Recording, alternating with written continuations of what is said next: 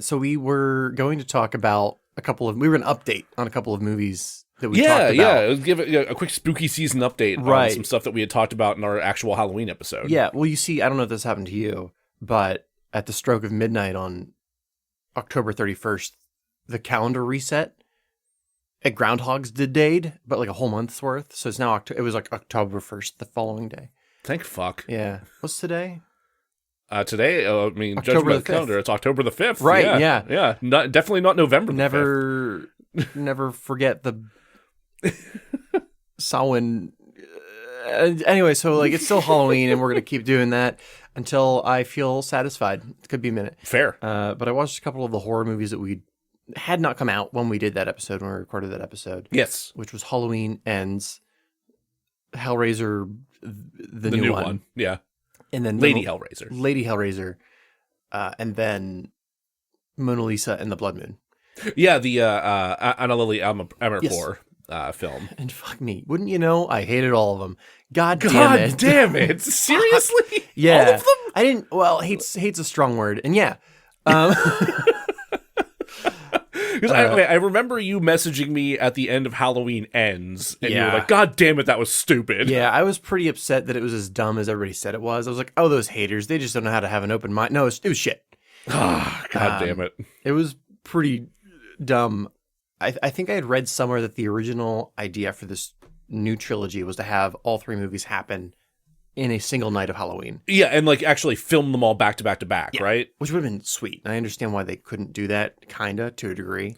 Because it's, I guess not like any of those actors aged out of. That's the thing. Yeah, like it's not like Jamie Lee Curtis looks demonstrably older than she did a couple years ago. Like there's the youngest daughter who's in it, but the thing with actors is like you can move like pull her hair up and she looks younger again. She's fine. Makeup's a thing, and besides, she doesn't look that much older. No, so it was pretty dumb. Mike's not in it a whole lot.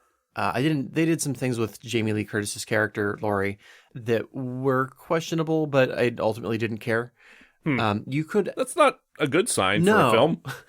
You could have taken the 20-minute showdown between her and Mike, cut that out of Halloween Ends, tack it on the end of Halloween Kills, and it would have been awesome. Fine. Yeah.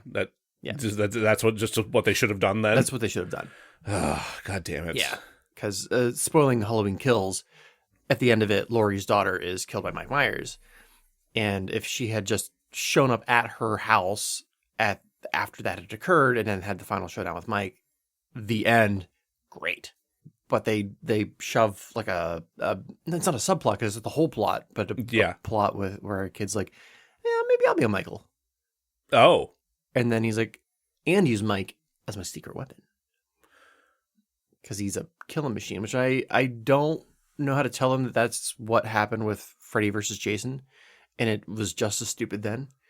Where Freddy's like, I need somebody in the human world to fight for me because I'm scary, but he's scarier. Right. Get him, Jason. Yeah, he was using Jason as a puppet, basically. Yeah. That's what this kid did. He's like, Mike's scary and stinky, and get him, Mike. Yeah, he probably does smell horrible. Oh, my God. He was living in a sewer. Yeah. For like 3 years. You got some stank. He probably doesn't take that mask off very often. No. Oh, God. Yeah. Oh, God.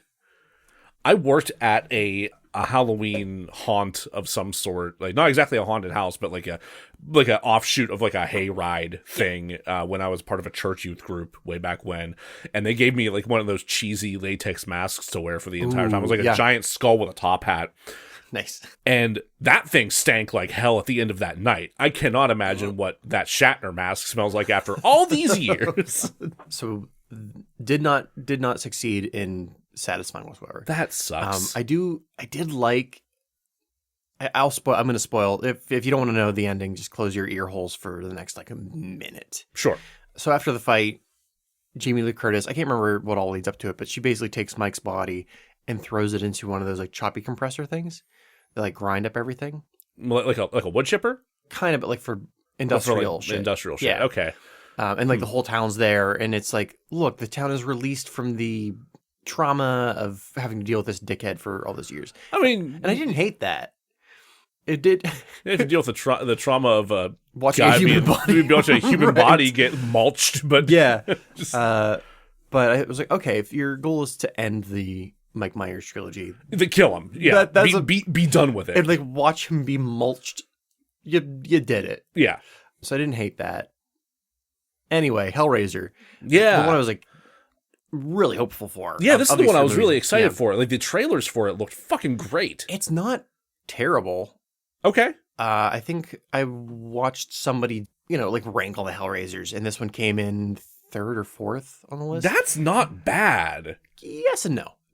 Keep in mind that the Hellraiser franchise is mostly garbage. Yeah, I remember the CD guy. Yeah, I remember Hellraiser Yeah. 3. Just terrifying. Yeah, I remember, and Hellraiser 4. I remember Pinhead in Discs space. flying at people. But I think it was like 1, 2. I think the new Hellraiser for them was 3, and then 4. They skipped 3. Wait. Good. Yeah, I went straight to, was it Bloodlines? I think is the fourth.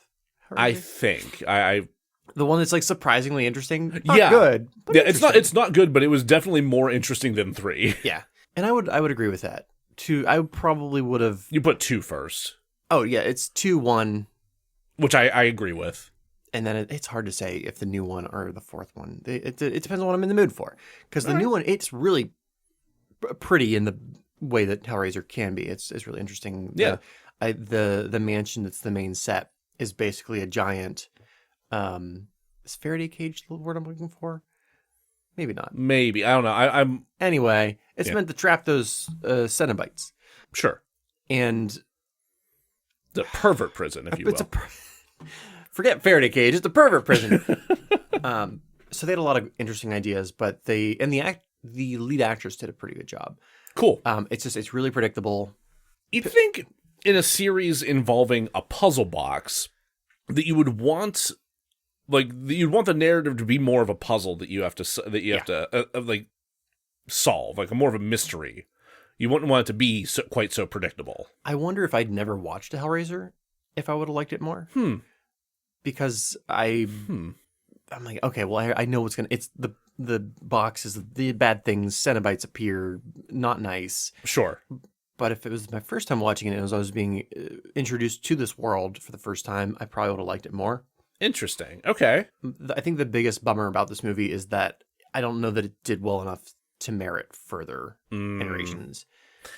I guess time will tell. Yeah. I mean, given streaming is becoming more and more of a crapshoot with the way it's being managed between Netflix and HBO and whatnot. I'm not sure where Hulu lies in the midst of all of that nonsense, but And just give it to us. Like we'll give it to us and Clive. We'll give him a call, ask him what he thinks. No cats, Clive. no We've cats. already talked about No. this. Mm-mm.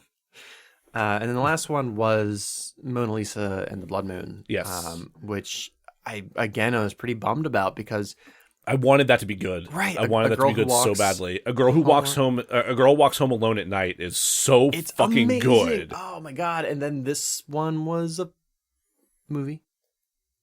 Okay. It was a movie. Yeah. The best part, and this is really fucking weird that she's really good at writing this one specific kind of character. Oh right, you told me Yeah. there was a character in this that's kind of like the drug dealer Yeah. from her first movie. Right. So in The Girl Who Walks Home Alone at Night, there's a drug dealer character who's Just mesmerizing. you can't stop looking at him. Like, He's an asshole. He's a such an horrible person. asshole.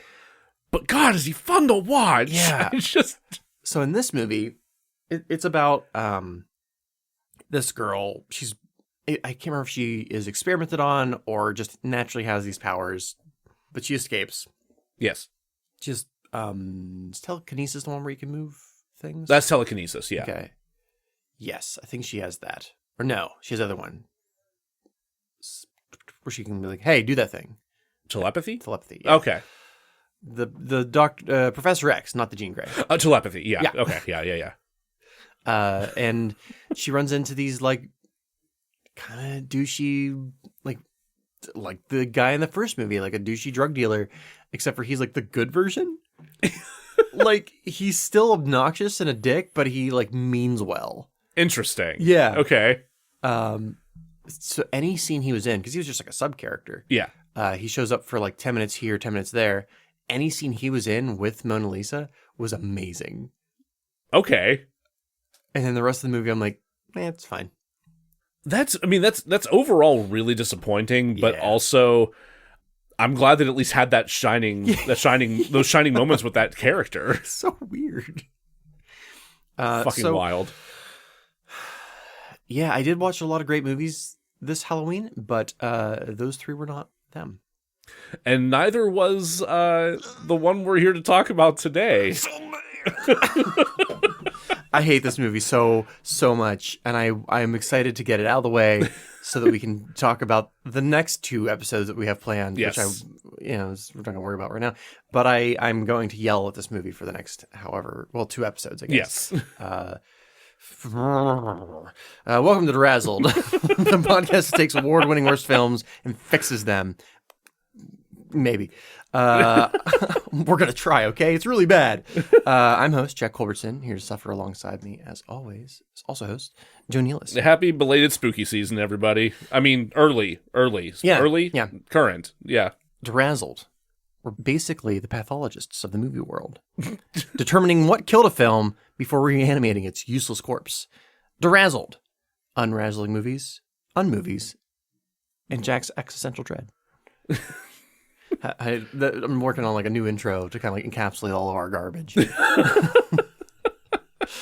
Fair. I mean, we've been experimenting a bit lately, Right. so yeah, that we makes had sense. like 3 months of us being like, we fix good movies Sometimes. And we do. That's actually one of this episode is. Yeah, believe it or not. We're doing a traditional episode, but then like last week last week was a deleted episode. Yes. And the week before that was the consolation. Yep. And then we've also been doing the how did this happen movie hell development hell Development episodes. hell. Yeah, there's been some development hell going. My God, I feel bad for you already having to edit this episode. Hey, that'll be fine. My brain feels like that thing at like bingo halls that they like spin to get the ball out. Oh yeah, those are fun. That's my brain. And the words that are coming out are numbers that I did wonder why you shouted B12 at Yeah. me whenever I came in the door. Make At first sure I thought take you were your vitamins. Yeah, at first I thought you were just telling me to take my niacin. Yeah. But no. You this does clarify brain. the O67 that you shouted Yes, at me. yeah. So yeah, at least there's that. still going through capitalist hell / some Yeah. other life bullshit. Yeah. Slowly getting better, but also we didn't want to have another deleted season. Yeah, no, I didn't want to do that again quite so soon. To prepare for today's episode, I've watched The Mummy, The Mummy, The Mummy, and The Mummy. Allow me to summarize The Mummy. Oh god. So that is the original Universal Boris Karloff, Yes. The Mummy. And then there is the Hammer horror films version with Christopher Lee as The Mummy. Oh yeah, I forgot about the Hammer one. And then there's the Brendan Fraser one. And then there's whatever the fuck this was. Instead of providing a highly descriptive summary full of quips, we'll be playing a game called Pavlovian's Horses, wherein I'll have 5 minutes to summarize the movie and not a second more. When the timer hits 5 minutes, Joe will blast me with horse sounds. Horses. They're in league with the police, and I hate them for that. But before we do, Joe's going to remind you to remember, never unmember. Yeah, no, I should remind you that if you haven't already, please rate and review the show everywhere you possibly can. We're on every podcast platform that you can find out there, or should be. I'd like to thank Josh from the Talking Smack podcast for rating us our deleted scenes episode 5 stars on Good Pods, and for sending his condolences as well. So thank you very much. Thank you, Josh. Deeply appreciated. But yeah, those reviews go a long way to helping other people find us and get us in their ear holes. Anyway. I believe I have a timer ready. All right, you let me know when it's go time. Give me a countdown. Timer's ready. 3, 2, 1, go. I watched this movie once, and that was plenty. I was enjoying our brief interlude of not watching horrible movies, starting with Xanadu, which is a movie no one could have predicted be enjoying, and ended with my journey to Consolation Burn. That was just enough time for the wounds to scab over. Then along came a Tom Cruise and pick them back open. Oh. Thanks, Tom. Tom, why'd you do that? But I digress. The Mummy, released in 2017, was Universal's fourth attempt to launch an interconnected universe, this time calling it the Dark Universe. Yes. I'd say that they were copying Marvel, hungry for that sweet Avengers money, but Universal Monsters has a long history of crossover characters going back as far as 1943's Frankenstein Meets the Wolfman and ending in 1955 with Abbott Costello Meet the Mummy. True. You may have noticed that I have not started summarizing the movie despite the ever-approaching horses. That's because I fucking hate this movie. This movie is painfully dumb. I hate it, and I hate the people involved. I wish we were discussing 2004's Van Helsing. Sure, it was dumb, but they went for it, man. They fucking went for it. They gave at least half a fuck. Which brings us to Mummy 2017. They did not give an ounce of a fuck. 0 fucks were given during this movie. This movie is 2 hours of late 90s action movie cliches, which I guess I'm fucking talking about. The fucking mummy starring the fucking Tom Cruise opens on some Illuminati type bullshit about finding a magical rock under London. Russell Crowe narrates this exposition is / the head of the monster Illuminati. 20 minutes in, we cut to our protagonists, soldiers Tom Cruise and Nick from New Girl, who are attempting to rob the burial site of Mummy blah blah. Witty banter adventures. Nick, don't you want money adventures? They find mummy shit with the help of archaeologist love interest / the source of a how long does a Tom Cruise last in bed joke? Trick question. A Tom Cruise reproduces through a mix of implantation and the Ludovico sequence. I was going to say budding, but yeah.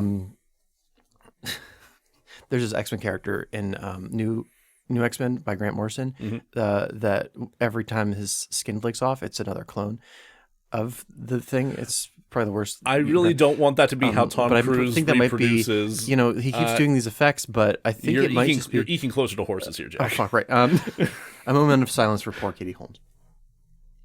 Nick is possessed by a monster mummy spider. They take a plane so Tom Cruise can do some stunts, but he dies along with pre-dead Nick. Love interest survives because Tom Cruise is not that bad, I guess. Love interest talks to Dr. Jekyll, Mr. Hyde, Kurt Russell Crowe. Yeah, I do this every time. who wants mummy powers? Tom Cruise is resurrected and possessed by the mummy's former lover, who she must kill with a special knife with a special rock in its handle, so that Tom Cruise can be double possessed by Egyptian god, not death. Set. Not Osiris. Set. Right. Tom makes Mr. Hyde angry. Dead Nick ghost double crosses Tom, leading him to the pyramid. Under London, I don't know. I totally checked out at that point. Honestly, the last thing I remember is the Hyde fight action movie things happen, and then the mummy is re-dead. I think love interest dies, but Tom Cruise does get possessed by Set because he wants to, and now has mummy powers and returns her to life, I think. Also, Nick from New Girls. He, at which point, because they ride off in the sunset because Tom Cruise has mummy powers, and if you have mummy powers, you might as well use them. Is that it? That's it. Jack, you've successfully beaten the horse. Oh. A minute 15 to spare. Wow. I can make these things longer. Oh, God. I can talk more about Grant Morrison.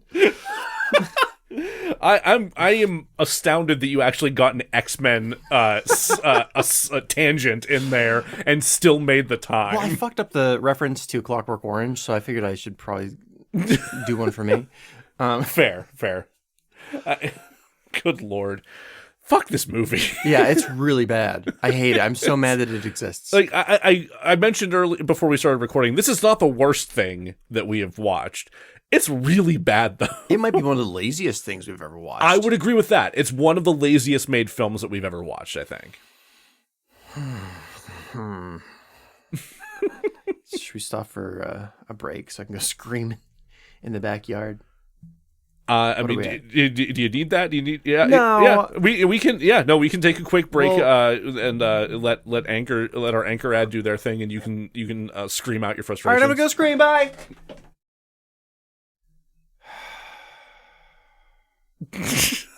Oh, hey, are we back? Yeah, we're back, bud. Fuck. Hey, you want to know some stats?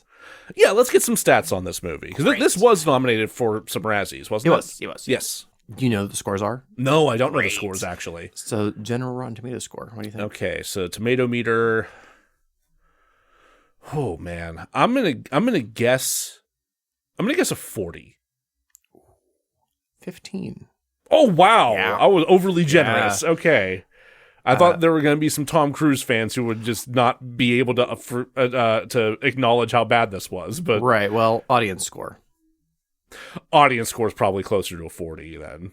35. 35. Yeah. Okay, I'm still being too generous on it for some reason. It's okay. a really bad movie. It's really bad. I feel like if this movie had come out 15, God. in like 2011, 2010, Mhm. Maybe it would have done it better. would have done better because dummies. I don't know. I feel like this type of movie would be more at place in early 2000s, maybe late 2000s, Okay. because there's a lot of shit then and people are just kind of like numb to it. IMDb should be ashamed of itself. Should be ashamed of Should be, itself. yeah. Is this like a 4.0? Higher. Higher? Are you fucking kidding me? Yeah. 4.8. Are you fucking kidding me? I swear I got 5.4. 5.4. Jesus Christ, man. IMDb people, what are you doing? I would give it, if I were to take a moment, set my rage aside, and forget anything I know about any of the people involved. If I had been birthed into this world and this was the first movie I had watched, 3.7. 3.7. Yeah. Okay. What I want to give to it with this rage and everything I know, a solid flat 2. Reasonable. 2. Yeah. I want to yell it at Tom. 2! Oh, good Lord. In 2017, at the 38th Annual Golden Raspberry Awards, the Mummy was nominated for 8 Golden Raspberries. 8? Really? Mm-hmm. Holy It shit. won 1. That's it? And that is why I wrote this next sentence. It was the year of the Emoji Movie. And Oh my Transformers God, The you're Last right. Night. Jesus Christ. I didn't even think about that. You're absolutely Yeah. right. This was the year of the Emoji Movie. Fuck. It's like, what the fuck was that stupid character from the Emoji Movie called? Gus Fart Dan? What is it? Whatever. Gene. Gene. Oh, okay. Fucking Yeah, Gene. Gene, like, threw his stupid smirky face emoji body over Tom Cruise and took the bullet. Now I'm just imagining TJ Miller doing that. I could see him do that. Yeah. He just parachutes in wherever Tom Cruise happens to be and just gets right in the line of the sniper. So that is why it won, but I will read through what it was nominated for. Let's get that covered. It was nominated for Worst Picture, which, as we know from episode 1 of season 2, was won by the Emoji Movie. Won by the Emoji Movie. Yep. It was nominated for Worst Director. Again, Emoji Movie threw itself in the way, saving God, it really did. Alex Kurtzman, which we'll talk more about later. Okay. Not familiar with him. You shouldn't be. Well, you shouldn't be as a director. Fair. Worst Actor. Tom Cruise. Tom Cruise. And he won. He won. Okay, so that fucking deserved. Yeah. Holy Oh my God. shit, what a bad Like, performance. I've enjoyed Tom Cruise in movies. This was not one of them. I've seen Tropic Thunder. He was weirdly great in that. Have you heard the rumors that they want to do a sequel They can't possibly. with around him as the character? Oh, no, okay, I have heard rumors about that for a long time. Okay. I don't know if they could pull it off at this point. I don't. I want to see it in the same way that I can't not look at a car accident. Fair. Worst supporting actor. Russell Crowe. He didn't win. He did not win. Mel Gibson won for Daddy's Home 2. You know what? I'll take that. Yeah. A movie I did not know existed until this moment. We've made reference to that movie Have we? before. I think Yes. maybe you've made reference to it. Or that's probably more accurate. Or I lost more brain cells at Burning Man, I thought. Well, because that's also a movie featuring Mark Wahlberg. So, it probably came up in that context. Yeah, no, it did, because that was one of the various things that we were talking about in the $6 Million Man episode, because of all the other work that he's done with Mel Gibson. Because Mel Gibson keeps popping So up weird. peripheral to him Yeah. as of late. Anyway, that's neither here nor there. Worst Check that supporting episode out. actress. Nominated was Sophia. I don't know how to say her last name. I'm not sure how to pronounce it either. Butella? Yeah, Sophia Butella. I would say Butella. But Kim Basinger won for Kim Basinger. What was Kim 50 Basinger? Shades Darker. Kim Basinger's in 50 Shades Yeah. Dark. Fuck. Yeah, we're gonna Be covering that around Valentine's. So, Okay.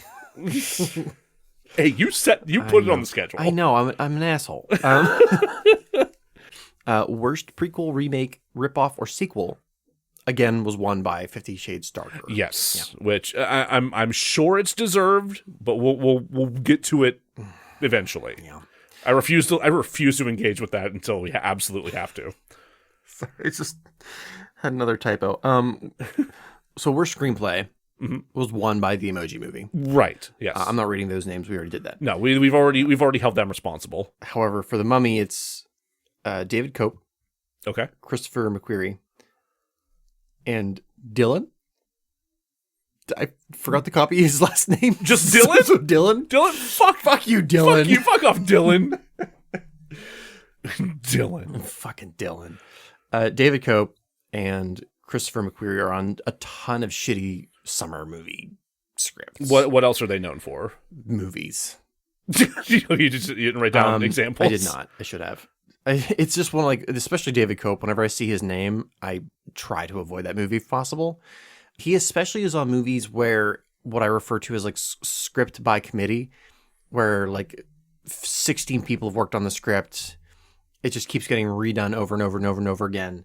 And his name always ends up at like the top. I want to say Christopher McQuarrie is buds with Tom Cruise. I think he had some stuff to do with the Mission Impossible movies, but I don't care. Dylan Kussman. Kussman? I'm not sure. It's Kussman. Dylan Kussman. That guy. David Cope. I think I'm saying his name right. I would say Cope, yeah. Wow. Jurassic Park, Mission Impossible, Spider-Man 2002. Again, keep in mind that very rarely is he the singular name on those movies. Right. On those screenplays. He's done some video game He's done writing. a shit ton of writing. Yeah. You name some of his better stuff. War of the Worlds. Oh, God. Secret Window. Snake Eyes. I don't know that movie. Not familiar with it. He did The Shadow. Toy Soldiers. Angels and Demons. Yeah, there's so many. Jack Ryan, Shadow Recruit. Yeah. Are they doing another Green Hornet movie? What? Another one? Yeah. And then I'm mentioning this because we're going to talk about later, but apparently he's also linked to the Bride of Frankenstein script. Huh. Anyway. Interesting. Back to the stats. Yes. The last thing it was nominated for was the Razzie nominee, So Rotten, You Loved It. But that was won by Baywatch.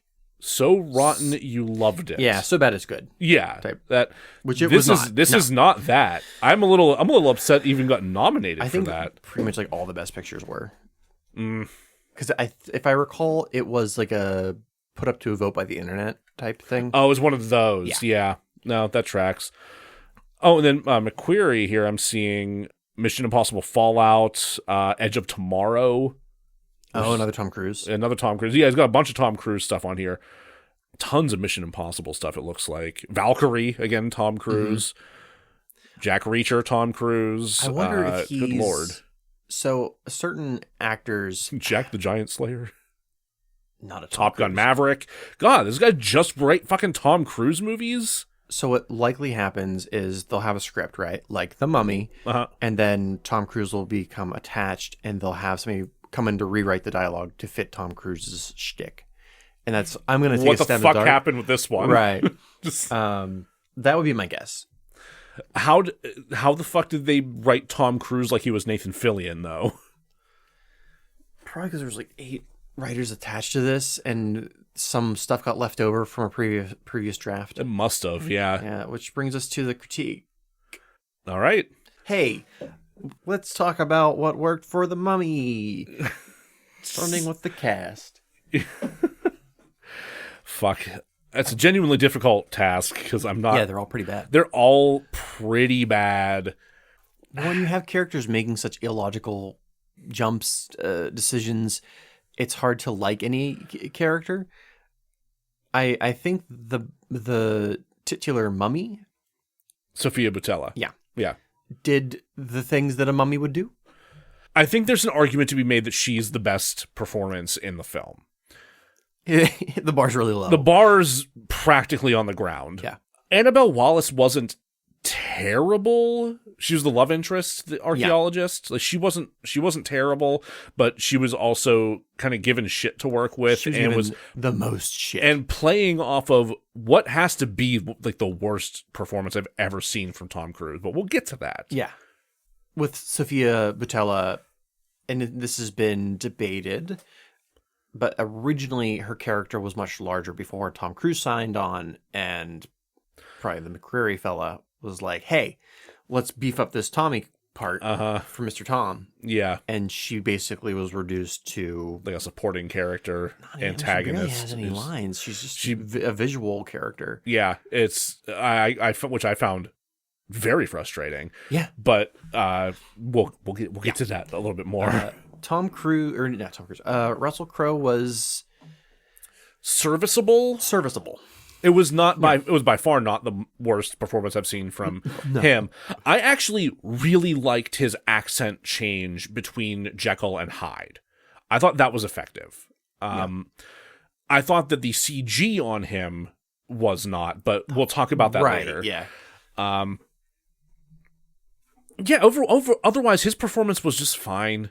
Yeah. I think like it could have been better, but good Lord, it could have been worse. Given how shitty everyone else did in this movie, I expected him to be worse than what he was. Yes.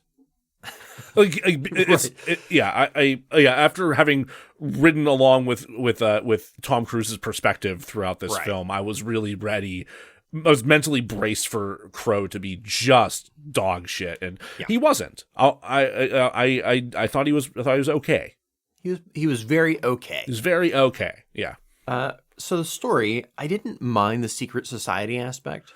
No. Especially with what they wanted to do with having a larger joined universe. Right. I mean, they made it clear right away from the title, from like the production title cards that they were setting up the dark universe. Yeah. They did the whole which I think they could have done better. I wanted to see like you do the normal Universal logo and then have it go like film negative colors and then shift to what it actually what it was going to be. But I don't know, nobody asked me, so mistakes were made. I like when Tom died.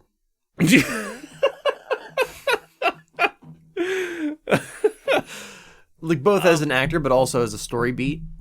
I like the that was good too. Like if you were going to reinforce in any way that this character has redeeming qualities, sacrificing himself to save somebody else is a very effective way to do that. So, given they even do keep him to character later on, him saying like, I thought there was another parachute. Just.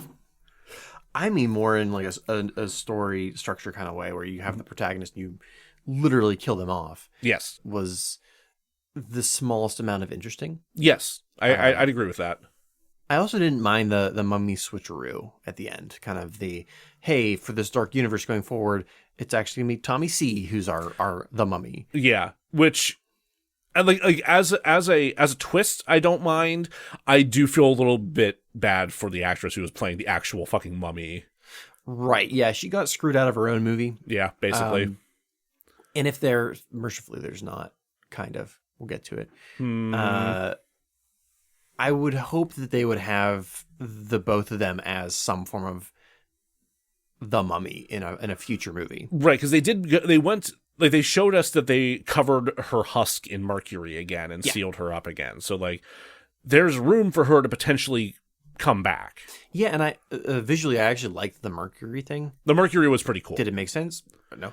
But visually it was kind of cool. Yeah. Puking mercury visually. That was a really good visual. Yeah. Gross and very effective. Yeah. I prefer that over like the chunks of meal. Yeah. Other than that, the story was pretty crap. Pretty awful. It was very simple. Simple yet still fucked up. Themes. Were there any themes that worked? I said no. You fucked up. Yeah, I'd agree with that. I think the theme was we want that sweet Marvel money. Yeah, honestly, they were so intent on shoehorning in as many other things as they possibly could. Yep. I don't know if there's what it means to be a good person. I think they're trying to go something along those lines with Tom Cruise's character. Maybe. I feel like they just watched a bunch of different action movies and they're like, throw it all at the wall, whatever sticks, fantastic. Let's just get this first movie out of the way so we can get to some Frankensteins. Yeah, probably. Production. There's a lot that was serviceable. Sure. The score was a score. Score was a score. Yeah, it wasn't a standout score, but it also wasn't, annoying garbage that overpowered what was happening. I liked the plane crash scene. The plane crash was well done. I did like that. Did it make sense within the context of the movie? No, not really. Not particularly, but especially knowing that they were doing the whole Apollo 13. I forget what those are called, where they fly up in a plane and they drop it all of a sudden, so people are weightless.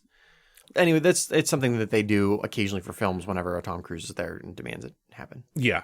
What is it with him and fucking plane stunts? This man just loves doing weird shit with planes. So writing this script, I just assumed the only reason he did this movie was for the stunt aspect. Yeah. I don't see any other reason why he would sign on to this movie other than to be able to do the plane thing. Yeah, honestly, it's the only thing that really makes that much sense with just knowing that they were doing the plane stunt, they were doing the fight choreo. Yeah. They were doing, the running around in Egypt. Well, not even Egypt. They never went to fucking Egypt, actually. But I think even, I don't know if you remember this, but when they were advertising this film, it was all that plane sequence. It was spooky visuals. There were some spooky visuals. I definitely remember the sand face coming up over Big Ben, because entirely too much of this movie takes place in fucking London for some reason. So some of that worked. Some of the spooky visuals worked, but the overall marketing was largely plane stunt. I liked. There's a really brief scene right after the plane crashes where secret society people are looking for pieces that have fallen off wherever. Yeah. And they're under some kind of bridge and the mummy lady attacks them.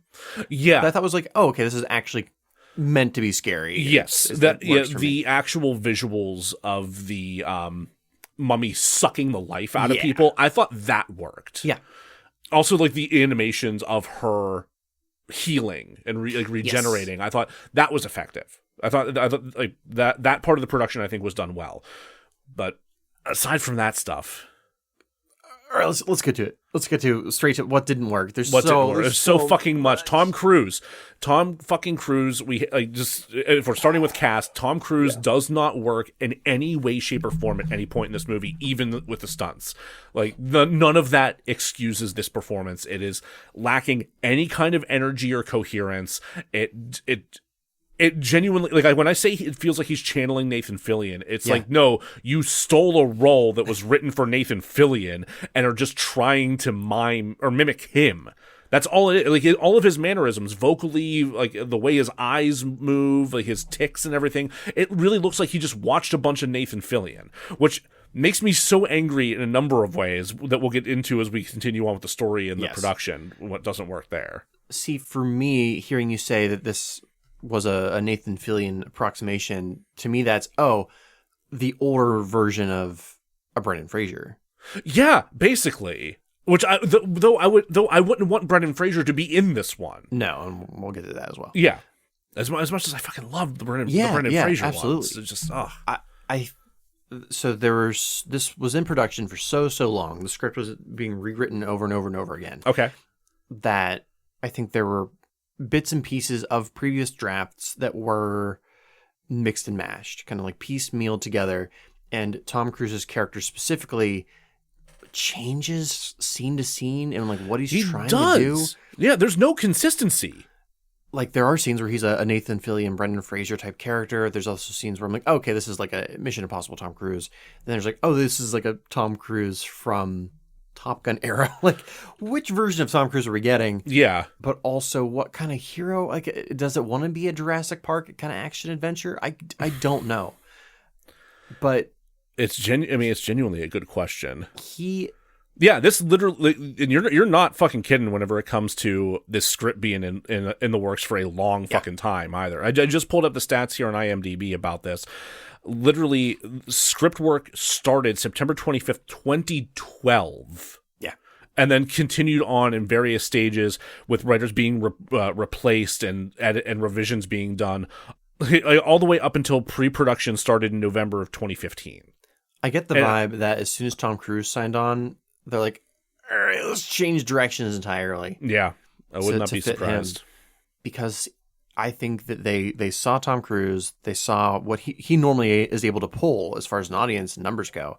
And they're like, fuck it, whatever Tom wants, just like as long as we have a movie that says Dark Universe in the front and has Tom Cruise in it, we're set. Which is not true. I will say, this movie did perform very well globally. Yeah. Which is unfortunate. It did not domestically, though. So, God, I can't say this for certain, but it's not unusual to have a film company kind of bank on the international numbers. Yes, yeah. I mean, we see that more and more these days. Yeah.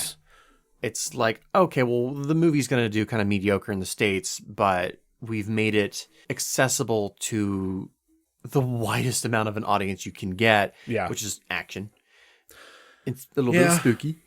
It has some touches of spooky.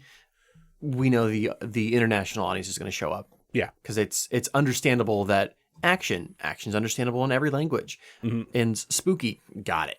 Yeah, and people like to see the same face. They like to see a recognizable face, which Tom Cruise is like the most. Tom Cruise is easily one of the most recognizable faces in terms of an actor, which is unfortunate for a number of reasons, considering his role within the Church of Scientology. So, what I'm hearing is that Universal probably got like a smack on the wrist, and they're like, "Still made the monies." Yeah, no, they made the budget back hand over fist with the international market. It's just that domestically, it didn't crack that at all. Which they probably didn't give a fuck about. So let's move on from Tom Cruise. We'll move on from Tommy. As much as I don't like to say this, Jake Johnson really didn't work, and there's no chemistry between him and Tom Cruise. That's largely it. Yeah. There's no chemistry between them. Like, I could see Jake Johnson working with a Brendan Fraser or with a Nathan Fillion, largely because they have more comedic experience of late. They know how to be that kind of second banana. But it almost felt like from the moment he appeared on screen, I had to stop and question myself, like, is that literally the sidekick from National Treasure? I almost texted you that until I got a better look at his face. Like, no, that's Jake Johnson. Here's Tom Cruise doesn't act off of other people. No. He acts in a bubble, which you don't want, but if you're going to have an actor like that, you need to go more of the Ocean's 11 route, where each individual person is their own bubble, which I hate even suggesting which is kind of odd considering how well those bubbles overlap and work with each other in those movies. Right. The casting people get all the credit there. Yeah. Whereas I don't know Jake Johnson super well, but I feel like he probably works better off of other actors kind of vibing off their other energies. He's good as like part of an ensemble. Like I've seen a lot of New Girl, and like given that show is goofy as all hell, and he really leans into the goof of all of it. But like he knows how to work with a group and work in those kind of dynamics, and knows how to play off of other people. Like he does it quite well, actually. He was not given the opportunity to do that here. Ooh, I feel bad for him, honestly. Yeah, because this could have been a really cool opportunity for him, and instead it was. I mean, I'm sure he got paid decently for it, but instead it's kind of a black mark. I think. I think he probably got with Tom Cruise kind of taking the brunt of the force. He probably got away with it. Yeah, for the most part, except for us who had to sit and watch him. Woof. The rest of the cast is also pretty garbage, but those are the two that are on screen. I kind of enjoyed the commander, like the military, the military commander, like which he was only because he was like so contrary to Tom Cruise and Jake Johnson's characters, but he is only there until he gets shot to death. It's just, or stabbed to death rather. See, the actor's fine. I have no problem with him. The character's decisions are so baffling that I'm like, what are you even doing? Like, I hate these guys. Now go do that thing in the ground. Find the mummy because I trust you again for this moment. Yeah, no, I mean it's extremely convenient to the plot, but that's. And I had to look up, like, how are these guys associated with the U.S. Army? They're soldiers of fortune, kind of. But why? Why? And for what why purpose? Why are we hiring mercenaries to deal with ISIS? But don't we have our own forces out there doing this? Also, why are the like pseudo ISIS folks just like firing bullets at the architecture? Like we know that they're evil. Yeah, like we know that they are destroying a lot of like pieces of history and a lot of like, you know, statuary and whatnot. They're not going to be just like haphazardly firing machine guns at them. Bullets are a resource. Did I miss that plot point where they were talking about evil terrorists destroying artifacts? I mean, or is that just something that you know personally? No, I mean, they do briefly mention that's like a thing that's happening, but it is completely abandoned after they fire the drone. The missile is fired by the drone and opens up the hole where they find the Egyptian tomb underneath why they're in Iraq. See, that would have made. I was so confused. Like, why is it Tom Cruise there? Why is he working with the U.S. Army? Yeah, no, it's to combat ISIS. Okay, is ultimately ISIS is destroying Egyptian artifacts. Because ISIS is ISIS and is a terroristic organization that is also destroying not Egyptian artifacts, Iraqi, like Mesopotamian artifacts. Like they go out of their way to point out Mesopotamia, modern day Iraq, right? And then machine guns. Like, no, you're in modern day. What are you doing with these fucking title cards? What are you doing with these? Good Lord. I must have zoned out for that moment. Fair, honestly. Because that's all just right on the heels of just a bunch of really boring Russell Crowe narration. Of a movie, I think it's like just shy of 2 hours. It is over 2 hours. Barely. It is barely over 2 hours, but it is over 2 hours. Half of it is exposition. Yeah. There's so much exposition in this stupid movie. Extremely exposition heavy. Oh, wait, no, it's not. No, it's not. 111 minutes. That doesn't seem right. It feels much longer than... I swear to God it was longer than that. But regardless. Well, moving on to stories, because we've kind of transitioned into that. We're kind of already in the middle of that here. Yeah, no, the motivations for why people are doing these things is very not clear from the jump, and then is just kind of pushed along and cajoled to fit plot contrivances. It just... And whenever I watch a movie and I see that to me reads as a symptom of endless script rewrites. Yes. Which, I mean, like 5-6 years of doing that will... yeah. Or I guess like 3-4 years in this case. But still, that's a lot of script rewriting. Also, pick a fucking tone. Pick a fucking tone! Good Lord! Is it scary? Is it action adventure? Is it a buddy movie? Is it a buddy comedy? But the whole like haunted conversation between Tom Cruise and Jake Johnson in a woman's bathroom is like almost entirely unnecessary. Yeah, I don't think I mentioned it during... Or I did really briefly. So Jack Johnson is killed. Jack Johnson's a musician. So Jack Johnson is killed. R.I.P. Sorry, Chrissy Teigen. Jake Johnson, Peter B. Parker is killed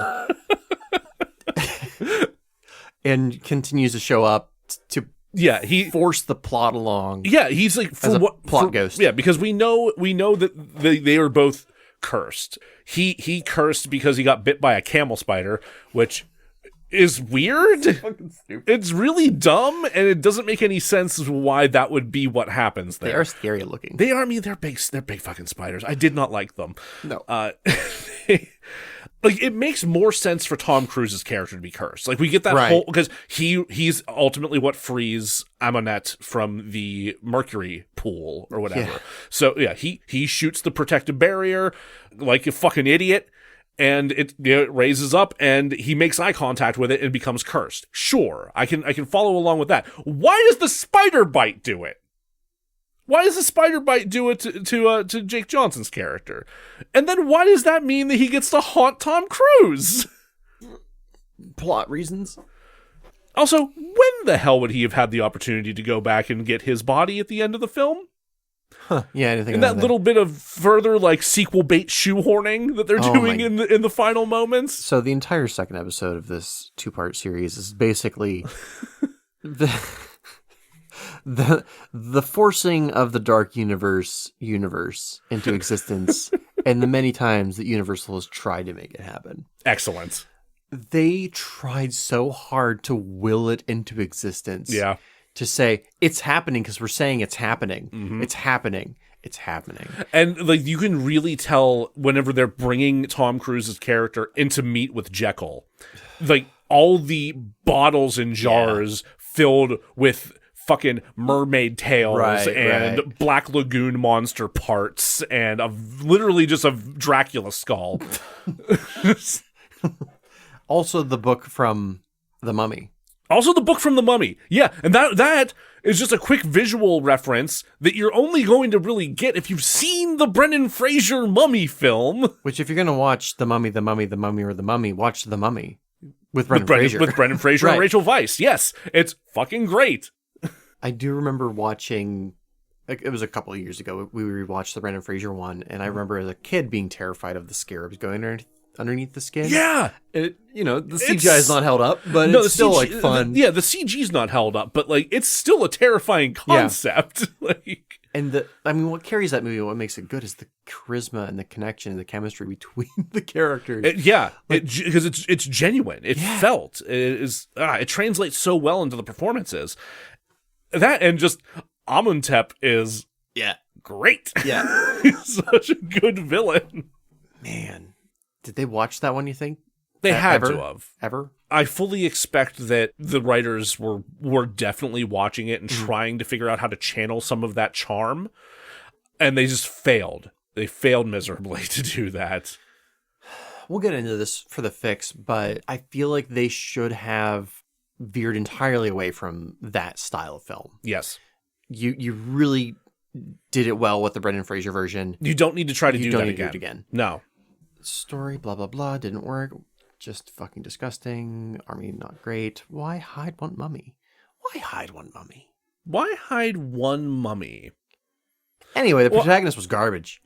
The protagonist was garbage. I think they did a good job of like really emphasizing like, oh, the hiding of this one mummy is highly unusual. Like the way way they pointed out, like these watchers, like these Anubis watchers, should be facing the other way. Like they should be watching to protect what's in here, not to watch what's in there. Also, Mercury's supposed to like weaken evil spirits. Why is this thing bathed in mercury? Right. Like I think they did a good job communicating that, just so you know, like, oh, this mummy's a fucking menace. Yeah.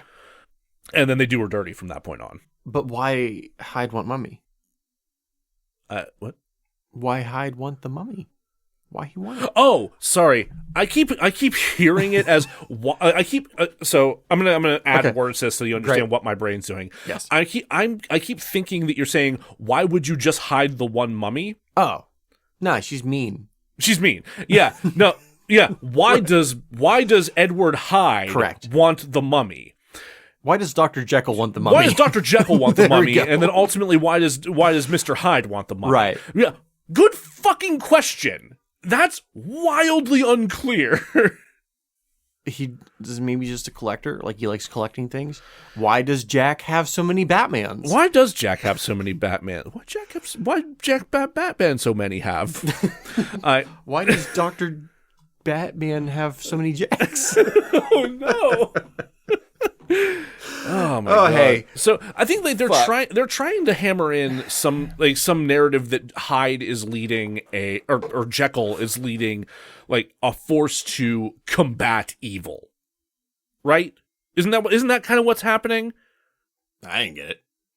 I think that's what's going on. Is that Jekyll's fucking not the Templars from Assassin's Creed are trying to eradicate evil and maintain some kind of peace and order. That's the other thing that doesn't fucking work about this whole story, is that it really feels like they just took aspects of Assassin's Creed and aspects of Uncharted and then jammed them together with monsters to try to make a dark MCU. Here's what happened. The boss Universal movie, Monster Man, he wanted the money. The money. And he saw these writers over here. Mm-hmm. He's like, they have written movies that made money. Sure. I will call them and say, here's a movie. It's called The Mummy. Make me money with Mummy. And they're like, we don't want to, but we do like money. So we'll write it. Sure. I guess. And they did. They wrote did. It. Yeah, they did eventually write it. We have it. It's there. Yeah. No one wanted to be there. No. I don't think a single person who worked on the movie was excited to be there.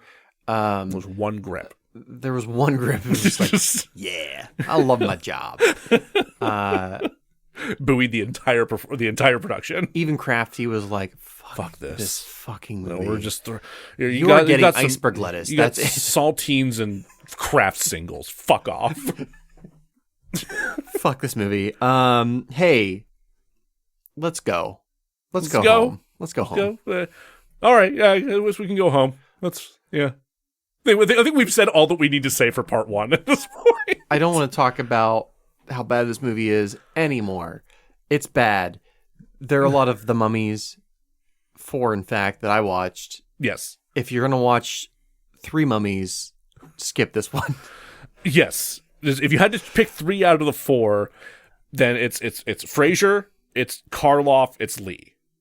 Yeah. In that order. And if you need to watch a 4th The Mummy, if you really had to, there's got to be an episode of Scooby-Doo you can watch instead. Right.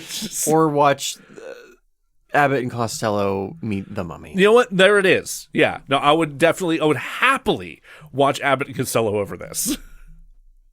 Hey, Joe, where can people find us if they want to? Hey, if you want to find us in places on the social medias, you can definitely do that all over the place. We're on Facebook at DeRazzled Podcast, at Instagram at DeRazzled_podcast, on Twitter at DeRazzledPod. For now, we'll see how that goes. And on TikTok at DeRazzled Podcast. If you want to send in a suggestion for something we should cover or some merch that we should sell on our Redbubble store at DeRazzled Merch, then you can email us at DeRazzledPodcast@gmail.com. And of course, like we said, if you want to rate and review or subscribe or whatever you do, we are fucking everywhere. So please do that to help people find us even more. Because we just recently, as I mentioned at the beginning of the Deleted Scenes episode, we just recently crossed 5,000 overall plays. Yeah, we did. Which fucking rules. Gotcha. You guys... Idiots. Oh, God. You guys never cease to razzle dazzle us, and we, hot. It's so hot, God. No, we love you, we appreciate it, and we will be back. We will be back next week to continue with this horse shit, and as always, we will razzle dazzle you.